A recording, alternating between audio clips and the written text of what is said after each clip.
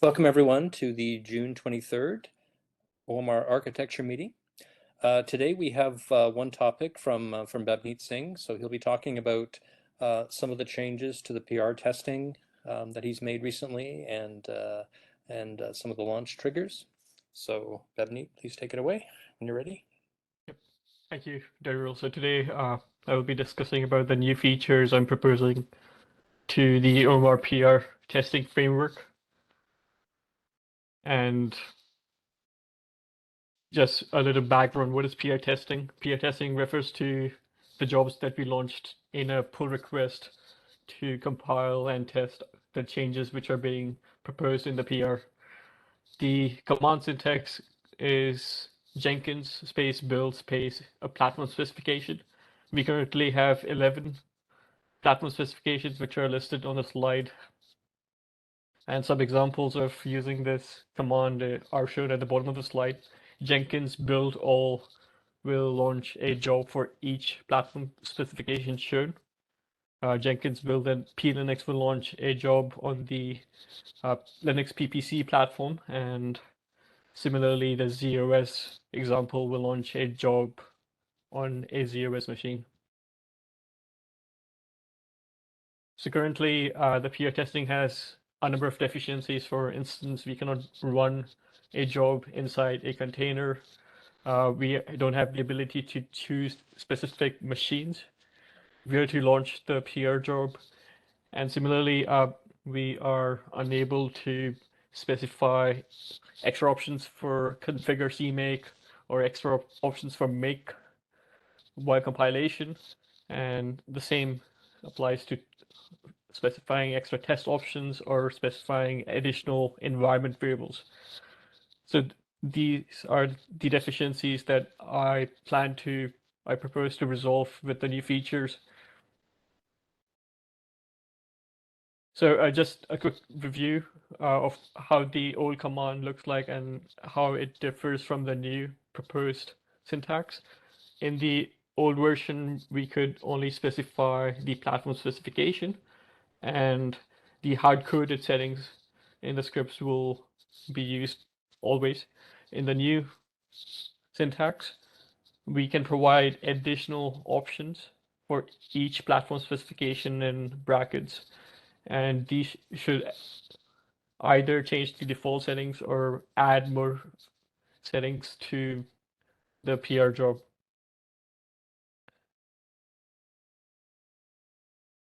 So a new feature to account for running in a Docker container is the option Docker. So that's a keyword. If you specify this keyword in brackets, then the PR job will be run inside a Docker container. And there's a negated version of this keyword which will say don't run this PR job inside a Docker container, and this can be used in cases if the default setting is to run inside a Docker container. What will happen if you ask to run in a Docker container for a platform, but there isn't such a environment It will available? Will the job just fail? implicitly fail. That's correct. That's the general rule that I've applied for each new feature. If a user specifies wrong instructions, it should implicitly fail. The job should fail. Okay. It will, for instance, in this case, the PR job will say it was unable to find the Docker command. Okay, good. A useful message is helpful. Yep. Cool. And on this slide, I've added a keyword to run a job on a cgroup v1 node. This was needed for the cgroups work, which was recently completed.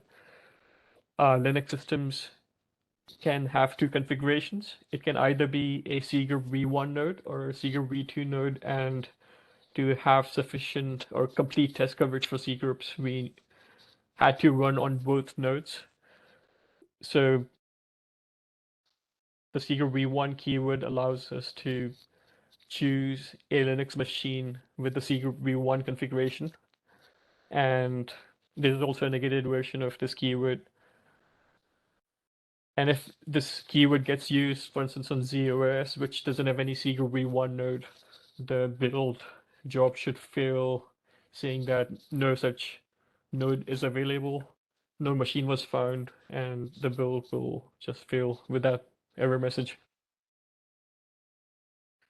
The next keyword is secret v2, which is completely identical to secret v1, but in this case, it's going to find a secret v2 Linux machine, configured Linux machine, and the negated version should say don't run it on a secret v2 machine, and this will be helpful in cases where the default setting is to run the PR job on a secret v2 node.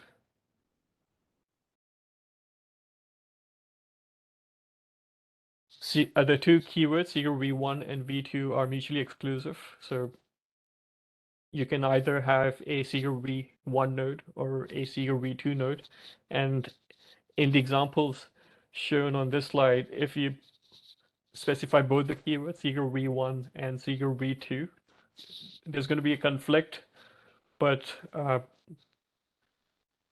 what these scripts are going to do is they're going to accept the last keyword, which in example 1 is secret v2.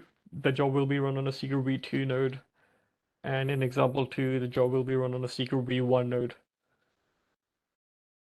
The other option would have been to fail, saying that both keywords cannot be specified simultaneously, but I have chosen the order in which keywords are specified to still accept them and run the jobs. Well, in general, what semantics did you want with that comma operator in the between the parentheses? Is it like an and? So if it wasn't C group, if it was, I think you're going to get to that eventually in this presentation. If you had other settings that you wanted to apply, are they all ands or are they ors or neither? Do you know? I think other settings don't depend on each other, so they're still commas at this point. All settings are just separated by a comma. Okay, maybe I'll wait until you go through the rest of that before I'll circle Yep. back to that again. Okay. Okay.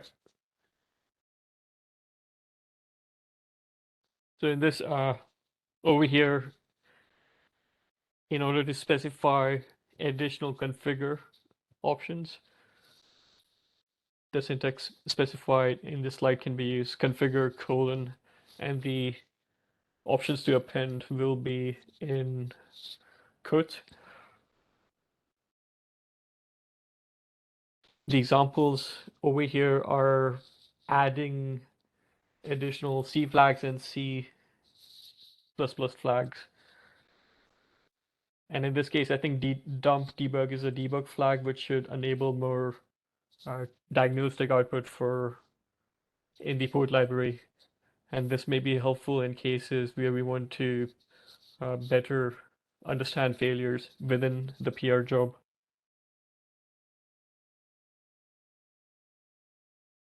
Sorry, does that configure option only apply to CMake then? Yep, it's CMake specific, or I'm I think wondering. it will also apply to the previous build system, previous configure system, which was just a make. Okay, I was just wondering because I was wondering why don't you just call it CMake instead of configure? Because I think we Good. still have the old system, which is not CMake. We Okay, still yeah, support that it. should. So Yeah, we so want to deprecate that, but yeah, they're still around. if that gets removed, then I can just rename it to CMake. Or if that's the proposal, I can just do it now, and the old one can be removed in the future. I'm okay with you doing it now. Yep, works for me. I can update the PR then. Okay, unless anybody else objects.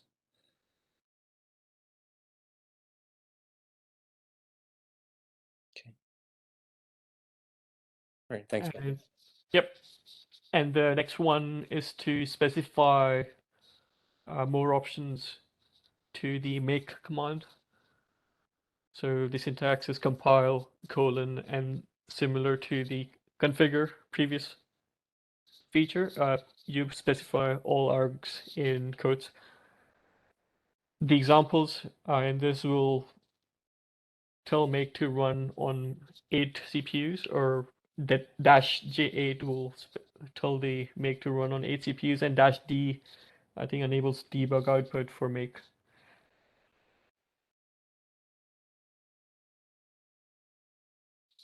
Over here, in this one, you can specify more options to be appended to the test command. And the examples over here, dash R port test will only run the port test suite. And in the second example, dash V will, I think, enable verbose output, more verbose output for the tests. Another useful feature to better debug failures. And the last one is to specify environment variables. The syntax is env colon, and the extra environment variables are in quotes, but if there are multiple environment variables, they need to be separated via a comma. And in this case, in the example, I'm setting the gtest filter environment variable, which will allow us to filter either just run specific tests or exclude specific tests. So I think the environment variable allows us to either exclude or run specific tests. So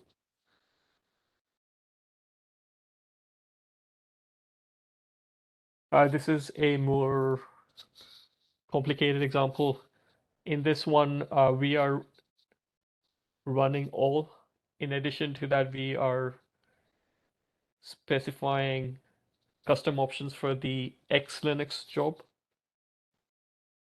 which will mean that the X Linux job will use the options A provided, whereas all other PR builds will use their default options.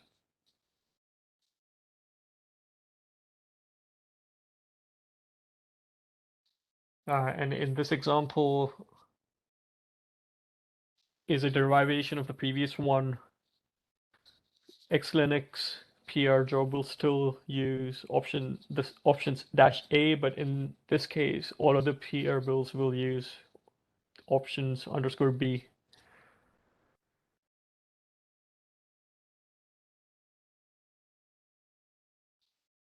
Now, if multiple options are provided for a PR, or if multiple options are specified for a platform specification, for in this example, I think X Linux and Linux x86-64 are aliases, and two different sets of options are provided for the same platform specification, options dash underscore A and options underscore B. In this case, I think the options that are provided at the end will be in first. So options underscore B will be used, whereas options underscore A will be ignored. And the same analogy will apply to the scenario if you have n sets of options specified for a single platform specification.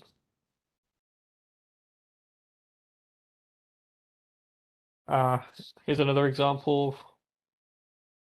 In this example, we are, I think, enforcing, or all new features are being used.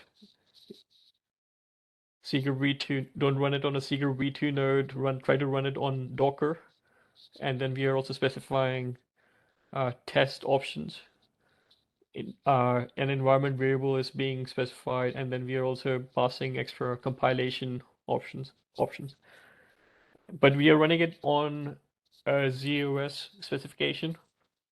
ZOS neither supports cgroups nor Docker, so this job will fail. So it ultimately will depend upon the user to provide the right set of options for the job to succeed.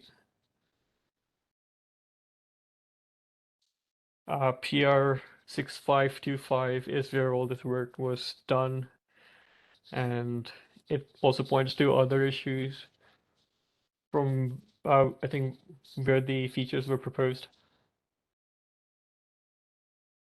So if any feedback needs to be given, it can go in this PR. And I think with this, I conclude my presentation.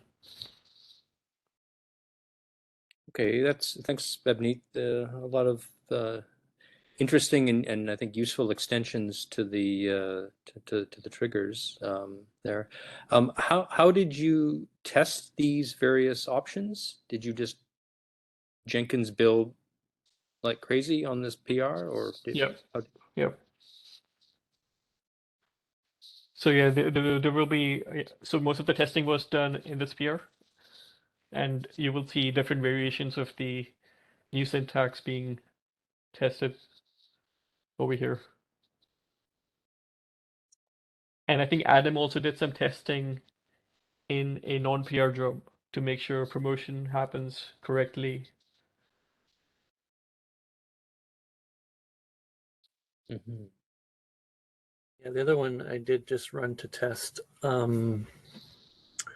If you run a Docker command when there's no Docker, you just get the machine error of Docker not found.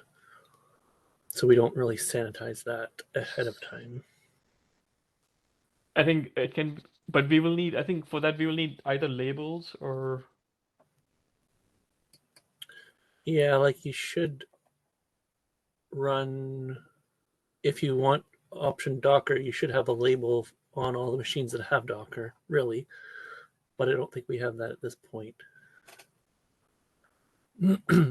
We don't have a label completely at this point, so Right. it's going to implicitly fail. But there can be a feature to do Yeah. to further improve. Yeah, I think that's fine. Sanitize the failure.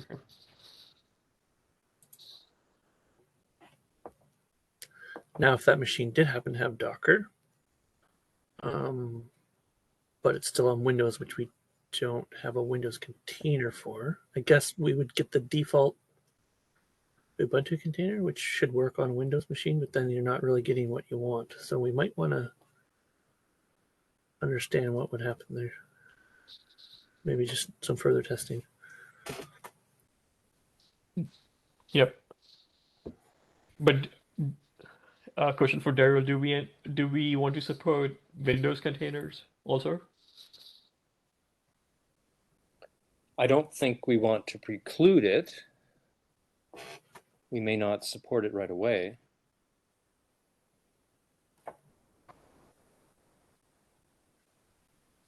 If that's the case, I think if just by adding a Docker file for each supported platform should be sufficient in this case.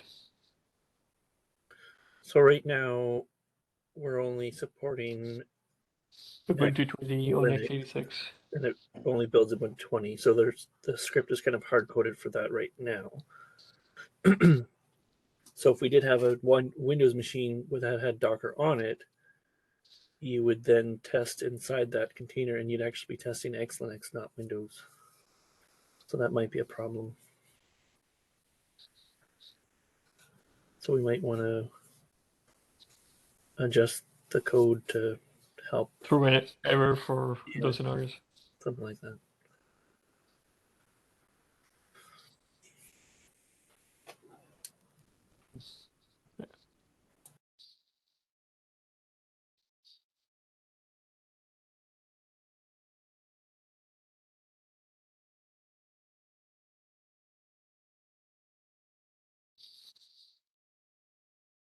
Okay, any other questions for Bebneet? Hi, Bebni.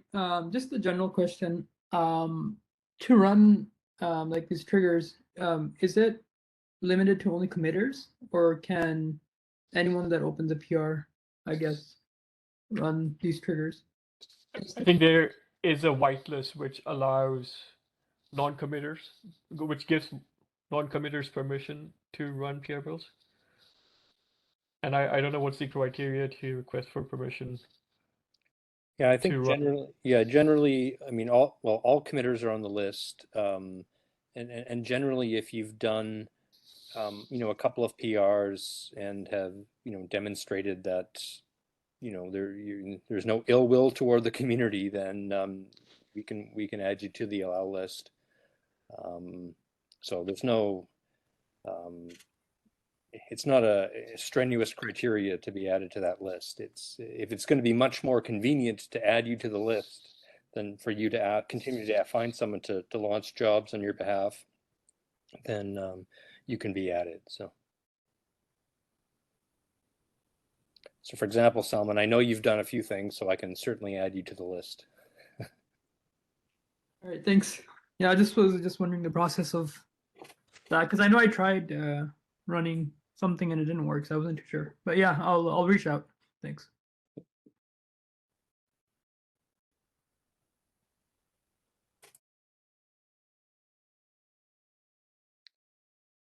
Other questions?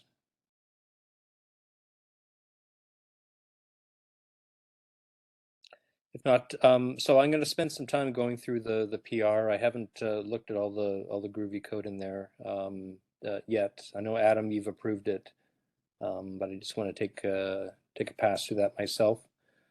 If anybody's got further comments, please drop them in that pull request.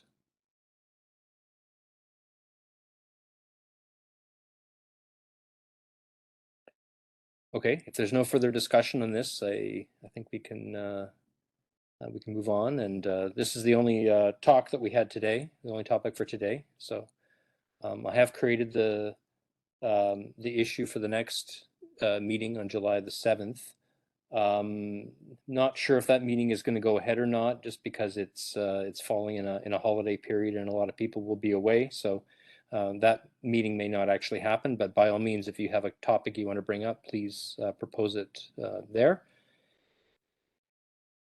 And if there's nothing else, I think we can adjourn for the day. So thank you very much, Bhavneet, for the interesting talk.